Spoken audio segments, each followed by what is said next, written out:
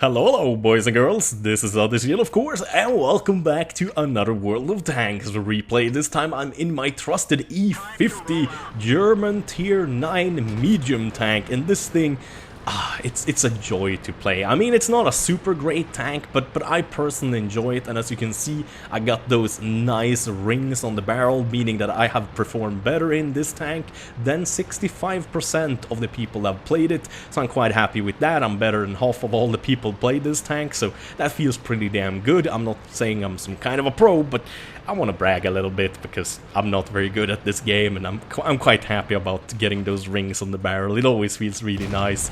So let's talk about the drawbacks and the pros and the cons, so to say, of the E50. First of all, the E50 is a wonderful little tank. I definitely recommend it, even though I'm gonna say some bad things about it. Some of the biggest bad things about it is it has really bad DPM. Really bad damage per minute, so you can't put as much damage out there as a lot of the other mediums. It is basically the lowest DPM tank out of all of the tier 9 mediums, and that isn't a very good thing, is it? No, it isn't. Not at all. You got pretty mediocre gun depression. It's not super bad or anything like that, but especially in the front, it's kind of crappy. When you aim your turret to the side of the tank, you get a little bit more gun depression, luckily. But then that kind of opens you up to shots from the side instead, and yeah, you only have a little bit of armor on the side, so you aren't gonna bounce much from that.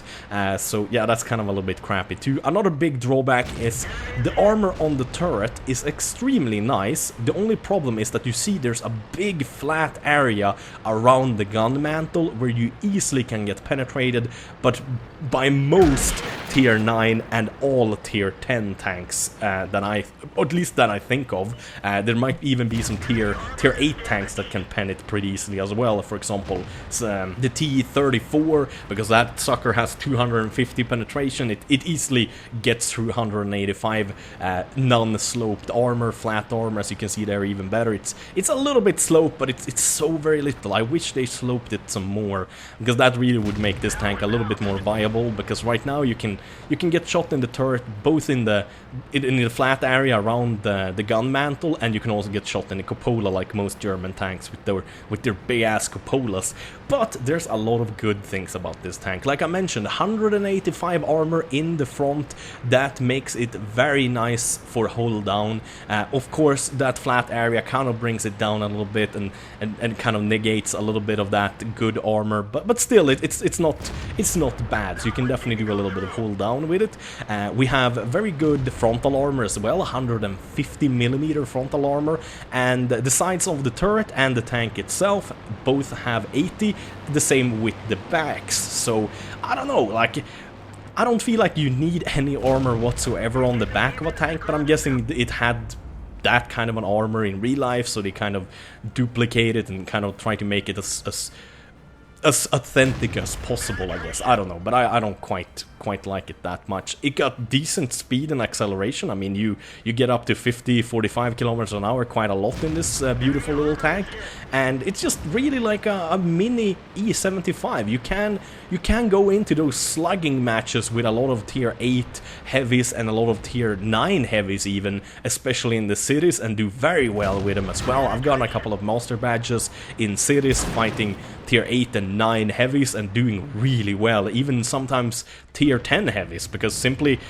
if you hide your bottom, if you hide the lower plate of the frontal armor, you can bounce a lot of shots with the upper parts of it, so not too bad. So put one into our E100. Oh man, what a douchebag move by me. That little T75 is coming behind us, but yeah, right now I'm a little bit in a pinch here. I've done a lot of damage, 2,800, that's really good, but I've lost almost all of my health. We're down to 310 health.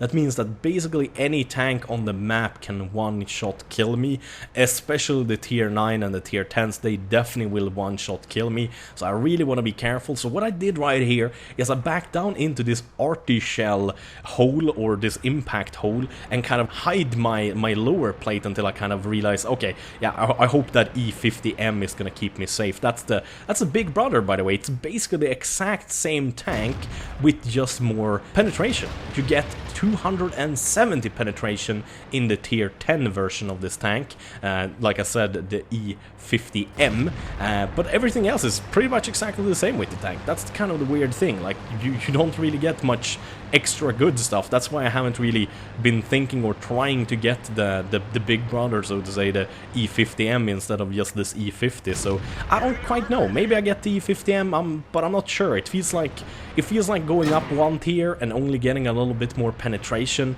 or a lot more penetration. It's, for God's sakes, 50 more penetration, so that's not too bad. But it still kind of feels useless, at least in my opinion.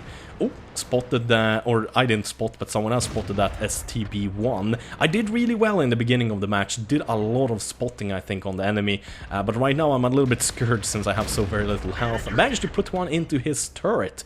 Good stuff. The STB1 is going down for the count. I'm not spotted, as you can see. Pretty good. Sadly, though, I kind of missed that shot. Now, not spotted any longer. I'm a little bit scared that the ES3, or maybe the Centurion, or the M46 Patton is gonna come up and get me, but I keep focusing on the STB1 because I don't want to get spotted. Put another one into him. Damn, we're up to 4,100 damage, but only one kill. Oh my god, that's a lot of assist damage, so to say.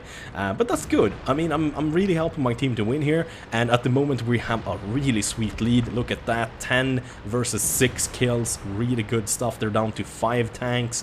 We still have, what is it, 7 tanks left? Or no, 8 tanks left, right? Yeah, we have 8 tanks left versus 5. We're definitely gonna win this right now, so I'm kind of going a little bit more risky. I really want to put some more damage into the enemy tanks, and that IS-3 side armor, that just melts to my 210 penetration, and especially with the excellent accuracy of this gun, it's just so pleasant to play around with, especially putting in those kind of sniping shots from a long distance. Oh man, I hit that damn rock trying to go through those bushes. I didn't see it. Want to finish off this Patton, so I put one into him, then I back off. I want my friendly to get the, or not to get the kill, but rather to finish him off. I don't want to risk getting killed by him. And right now we're just down to the Centurion and the M40, M43. That son of a bitch put one into me earlier in the match and stole like 700 health from me. Managed to finally pick up another kill, so we're up to 5,176 damage and 2 kills. Good stuff. Might I get the arty as well? Let's hope so. I'm rushing down the line here on the right side of the tracks, hoping that he's gonna be on the hill here to my right, so I kind of aim in my turret, but he's still not spotted, and I'm thinking like, yeah, he's probably gonna be over at A1. You see there on the map where it says 1,000 meters, so that's kind of where I'm expecting him to be, but nope, he's right here in the bushes. Luckily my friendly misses, so I get to finish him off, doing 5,576 damage and 3 kills. Not too bad, look at that.